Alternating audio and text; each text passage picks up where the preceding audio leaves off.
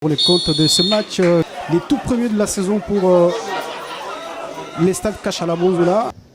Un match verrouillé, c'est le moins qu'on puisse dire de cette opposition Sangabalende Dauphin Noir. Pourtant, tout est parti si vite en début du match lorsque Robert Wilangui est fauché dans la surface et c'est un penalty en faveur des Angessans. Mais en face, Arsène Kambalé s'emploie, sort ses manchettes et repousse la frappe de Jérémy Bassula. C'est loupé.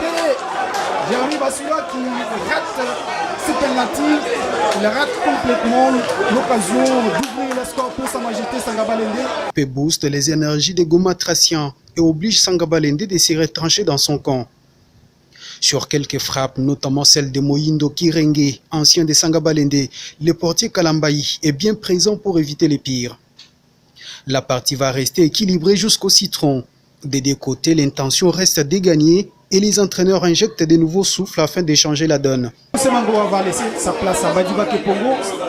Ce qui sera évident à la 78e minute sur un coup franc consécutif à une faute sur l'incontournable Wilangui Robert à l'entrée de la surface de réparation.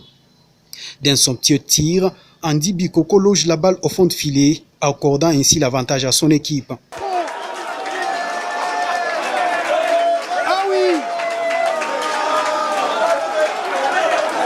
Un match finalement débloqué avec cet unique but pour faire la joie du président Alexis Ali Faki, assis dans la corbeille. Dans la suite, le Team Sang et Or va bien gérer son adversaire et sa pression.